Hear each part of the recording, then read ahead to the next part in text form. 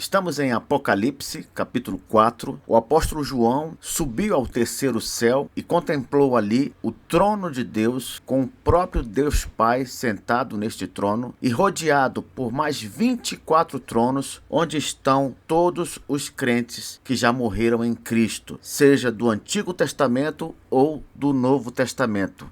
A seguir, passaremos ao estudo das demais coisas que o apóstolo João vê. Lembrando que tudo que aparece nessa visão diz respeito àquilo que acontece no terceiro céu, no lugar onde Deus e os seus anjos habitam, durante toda a era da igreja. Repito, aquilo que o apóstolo João vê aqui é o que acontece lá no céu durante toda a era da igreja. Dê uma pausa no vídeo agora, faça sua oração pedindo a iluminação do Espírito Santo e volte para prosseguirmos com o estudo. Se você gosta de assistir aos vídeos do canal, por favor inscreva-se e deixe o seu gostei. Vamos lá, Apocalipse 4, versículo 6. Há diante do trono um como que mar de vidro, semelhante ao cristal, e também no meio do trono e à volta do trono, 4 seres viventes cheios de olhos por diante e por detrás. Vamos por partes aqui. Início do versículo 6. Há diante do trono um como que mar de vidro, semelhante ao cristal. Pois bem, o mar ou as muitas águas na Bíblia, de uma forma geral, normalmente são um símbolo das nações mundanas, das nações não crentes, rebeldes que se levantam contra Deus. Embora muitas vezes essas mesmas nações mundanas sejam usadas por Deus de acordo com seu propósito. Então, toda vez que você encontrar uma menção, principalmente em textos que envolvem outras nações, lembre-se que o mar ou as muitas águas, entre aspas, simbolizam as nações não crentes. Vamos ver alguns textos que confirmam isso. Isaías 17, versículo 13. Rugirão as nações como rugem as muitas águas, mas Deus as repreenderá e fugirão para longe. Serão afugentadas como a palha dos montes diante do vento e como pó levado pelo tufão. Isaías 57, 20. Mas os perversos são como o mar agitado, que não se pode aquietar, cujas águas lançam de si lama e lodo. Jeremias 51, versículos 12 e 13, 41 a 43 e 55. Arvorai estandarte contra os muros de Babilônia, reforçai a guarda, colocai sentinelas, preparai emboscadas, porque o Senhor intentou e fez o que tinha dito acerca dos moradores da Babilônia. Ó tu que habitas sobre muitas águas, rica de tesouros, chegou o teu fim, a medida da tua avareza. Como foi tomada a Babilônia e apanhada de surpresa a glória de toda a terra. Como se tornou Babilônia objeto de espanto entre as nações. O mar é vindo sobre Babilônia. Coberta está com o tumulto das suas ondas. Tornaram-se as suas cidades em desolação, terra seca e deserta, terra em que ninguém habita, nem passa por ela homem algum. Porque o Senhor destrói Babilônia e faz perecer nela sua grande voz. Bramarão as ondas do inimigo como muitas águas. Ouvir-se-á o tumulto da sua voz. Eu quero chamar a atenção especificamente para esse último trecho aqui, mostrando o seguinte, versículo 42, veja só, o mar é vindo sobre Babilônia, coberta está com o tumulto das suas ondas. O mar aqui certamente é uma referência ao Império Medo-Persa, que acabou com o Império Babilônico. Veja também o versículo 55, porque o Senhor destrói Babilônia e faz perecer nela sua grande voz. Bramarão as ondas do inimigo, como muitas águas. Tá vendo? Aqui, o inimigo, ele é retratado como o mar, como muitas águas, confirmando a ideia de que mar ou muitas águas se referem às nações ímpias. Vamos agora ler mais 3 textos só. Ezequiel 26, versículo 3. Assim diz o Senhor Deus, eis que eu estou contra ti, ó Tiro, e farei subir contra ti muitas nações, como faz o mar subir as suas ondas. Apocalipse 13, versículo 1, que vamos estudar mais para frente, diz assim: vi emergir do mar uma besta que tinha 10 chifres e 7 cabeças, e sobre os chifres 10 diademas, e sobre as cabeças nomes de blasfêmia. Quando chegarmos a Apocalipse capítulo 13, nós vamos ver que essa besta que sai do mar é o anticristo final. Por que diz que ele é uma besta que sai do mar? Porque ele vai sair do meio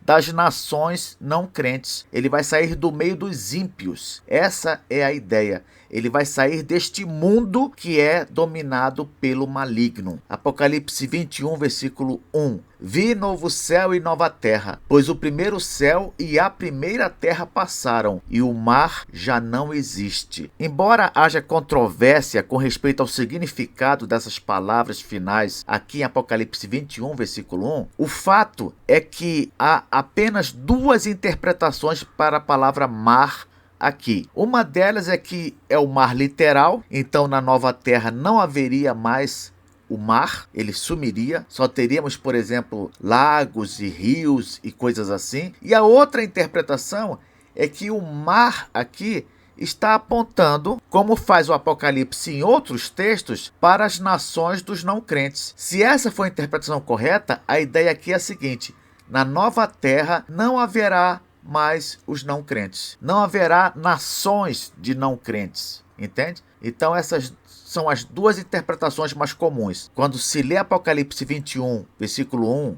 em que diz que o mar já não existe, ou se interpreta que é o mar literal, então ele não existiria na nova terra, ou então se interpreta que é o mar como símbolo das nações não crentes. Quando chegarmos a esse texto no nosso estudo, falaremos mais detalhadamente sobre esse assunto. Continuando aqui, se o mar agitado ou enfurecido simboliza as nações ímpias, o que simboliza esse mar de vidro semelhante ao cristal, que transmite uma ideia de tranquilidade e beleza, como se estivesse enfeitando a sala do trono? O que você acha? Olha só, de novo, o que o versículo 6 diz: há diante do trono um como que mar de vidro, semelhante ao cristal. Ora, o trono é o trono de Deus. Deus Pai está lá. Diante do trono de Deus Pai há esse mar de vidro semelhante ao cristal. Nós já explicamos aqui que mar, na Bíblia,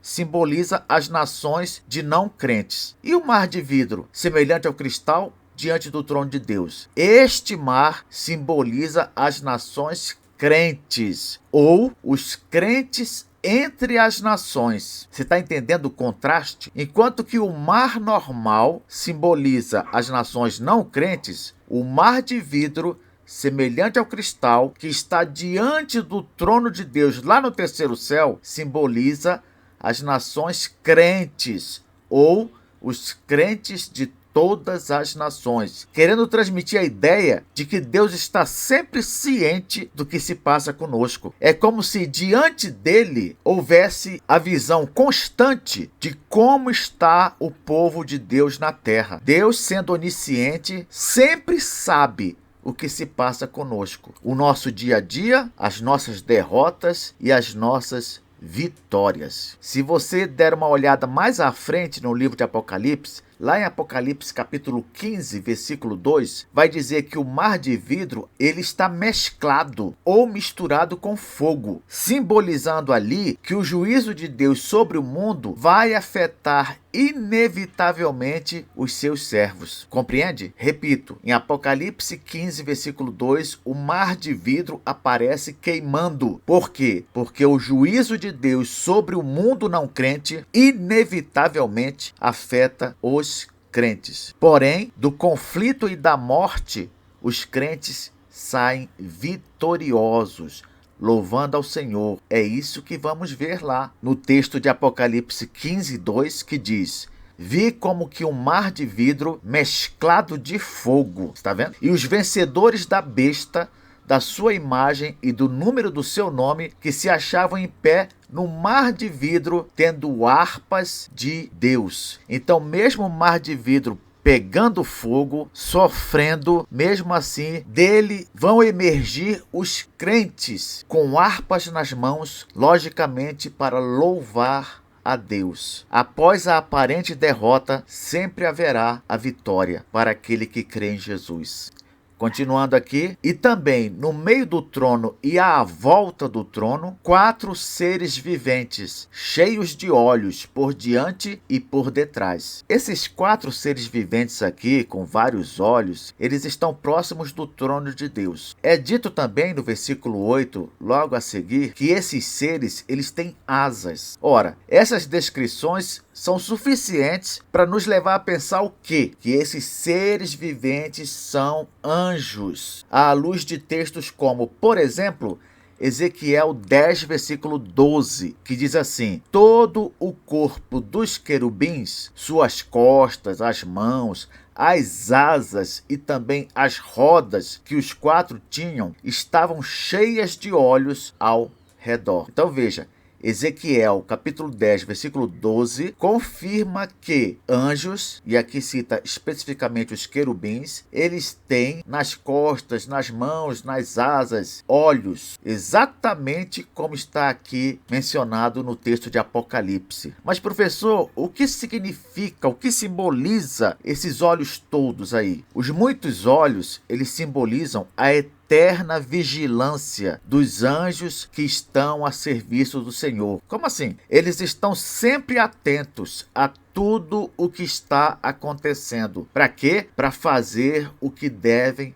fazer. Mais à frente, quando nós entrarmos no capítulo 6, vocês vão ver que os anjos, eles auxiliam o cordeiro quando o cordeiro abre os selos e convoca os cavaleiros que trarão juízo sobre a terra. E vamos observar que os anjos estão sempre ali ligados no que eles têm de fazer e imediatamente eles fazem. E por que estão sempre ligados, prestando atenção? Por causa dos muitos olhos que eles têm. É por isso que eu digo, os muitos olhos simbolizam a constante vigilância desses anjos. Eles estão sempre prontos para agir, para obedecer às ordens do Senhor. Quero destacar também que esses anjos que são mencionados aqui, certamente são apenas uma classe de anjos. Por quê? Porque há muitos outros anjos presentes ali diante de Deus, como nós vamos ver mais adiante em Apocalipse capítulo 5, versículo